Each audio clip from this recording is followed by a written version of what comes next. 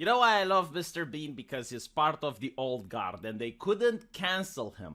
How can you cancel that which does not speak? How can that which does not speak be racist? There is no racism if you keep your mouth shut in 2022. And Mr. Bean is one of those people. Now, if you actually follow British politics, you would see that many comedians that spoke out and said something that goes against the culture, they were immediately canceled. Like, people went through time, they did offense necromancy, they did the offense archaeology, and they said, oh look, 5 years ago he said this joke, he did harm to our British society, our democracy was vulnerable because of this comedian, we have to terminate him. And they did, but with Mr. Bean, they couldn't do that. The offense archaeologists were sweating. They were covered in sweat as they dug up through ancient content, and they couldn't find anything because the man did not speak. And when he does speak, he upsets a lot of people. I mean, people on Twitter were freaking out about pointing out that in a proper free society, you should be allowed to make jokes. And they're like, oh yes, but just because if you say something doesn't mean that you're not responsible. We hold you responsible. We are on Twitter. This is what we do all day. We hold people responsible. It is our meaning in life. Please do not take it away from us. Can you imagine what type of people we would be if we can't hold comedians responsible? Sorry about that. I had a, burst, like my brain just snapped, picturing how Twitter is like. But it's true, right? What Mr. Bean here points out is that the people that are alive today did not create the society we live in. We inherited from our ancestors, which made the legislation, passed the code of laws, and they gave us a free society. The problem is that the culture is changing, and the people today do not want a free society. They want a safe society. But freedom and safety is not compatible with each other. So, for example, in the United States, they would love to pass hate speech laws, and they would love to pass all of this nonsense, but you have the Constitution which prevents them from passing it. But if the people today would colonize the moon and they would create a society there, it would probably be something more authoritarian than North Korea or China. It would vibrate with safety, but freedom would be nowhere to be found.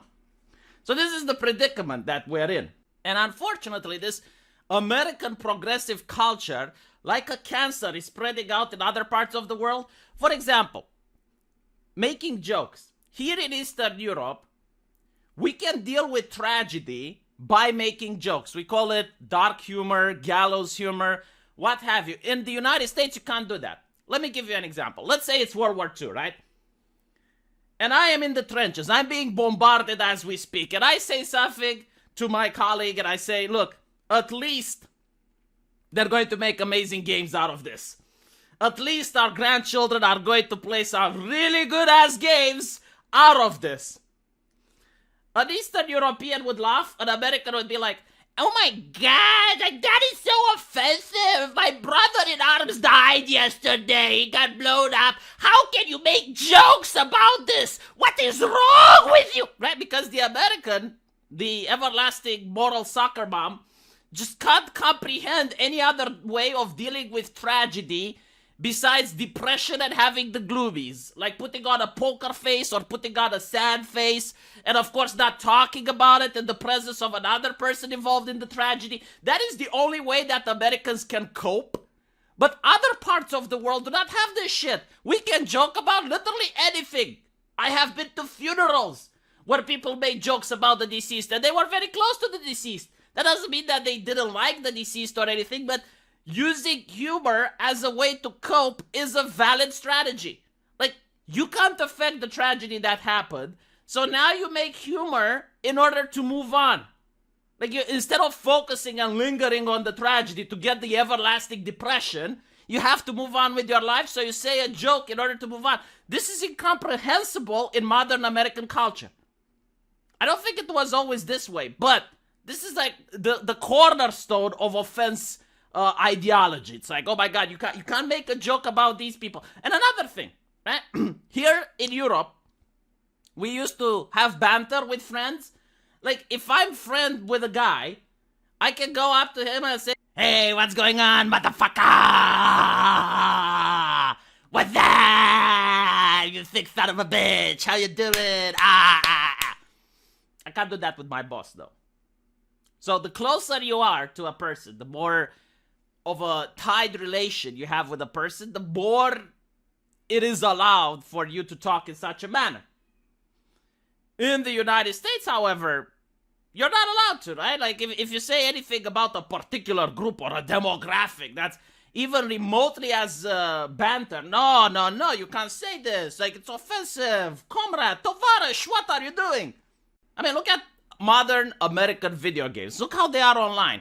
They have entire compendiums of terms of service where it's like, oh, you can't say this, you can't say that, you're not allowed to say this, you're not allowed to do that. It's getting to the point where Blizzard, the most forward-thinking progressive company out there, the bastion, the flagship of progressive video games, they said that if you play the game Overwatch with your friends, even if no one reports you but the developer sees it, they can proactively ban you. So, if you play with, let's say, a friend, right? And he goes like, oh my god, you noob. How could you have died? And you're like, shut the fuck up, motherfucker. You know, go buy a Gillette razor. And it's banter. Like, he's not upset about it. He enjoys the banter. You trash talk. But if Blizzard sees it, Blizzard does not consent. That is the unfortunate reality of the society we live in right now. And by the way, I'm pretty sure if Blizzard were to make a poll and ask their actual player base, like, do you guys want this? They would probably say no. We know how to mute people. We know how to block people. If someone is offensive, we don't join their server. We can choose not to play with people.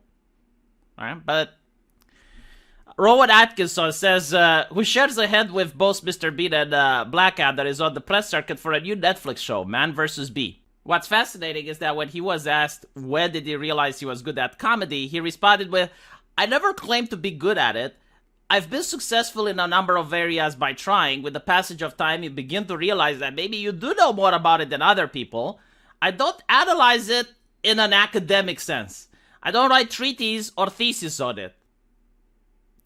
It's just about instinct, isn't it? That's the only piece of advice I was ever given by a head of comedy at the BBC. Follow your instinct. Well, I guess this is the problem, isn't it? You can't follow your instinct today, which is why comedy is pretty much dead. Like, what is the last funny movie that you remember watching? Like, what is the last movie that you sat down and you are laughing so hard that your sides were in orbit? Probably on this channel, right? But nowadays, if you want to make comedy, it's like, oh, you can't say this about this marginalized group and that marginalized. And almost every group is marginalized. Besides cisgender white men. And the problem is, like, everything comedic about cisgender white men has already been said. Because, like, everyone can only draw from this pool. So, what is the comedy? It's like, tell me a joke about cisgender white men. I already heard it. Right? So, like, you're not allowed to joke about anything else. Oh, a tragedy happened. Can't joke about that. Well, if it's not tragic, then it's not comedic, is it? Guy falls on a banana. It's tragic for him, but it's hilarious. I'm sorry to say this. Let me know what you guys think, though, and I'll see you in the comment section. Take care.